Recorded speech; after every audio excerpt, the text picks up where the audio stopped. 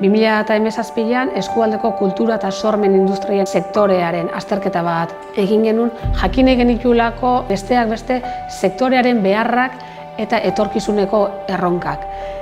Identifikatutako behar horiei erantzuna eman nahian definitutakoa da beraz, aurtengo KSI Irula-Kostan asmoak sortu eta zertu egitasmoa.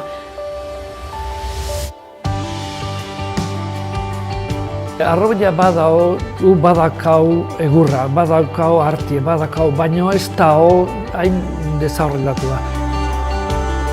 Azkenean gurutzegia asko bakoitzak bere zonaldea. Eta igual elkarren artean laguntzen gehiago aldeu profesionalizatu eta urrutiro iritsi. Eta gure artean lortziakin eta elkar ezagutzeaz gain, gainontzeko jendea ere ikus dezala ze lan egiten den eta lan horien atzeko esfortzu guztia balorean jartzeko.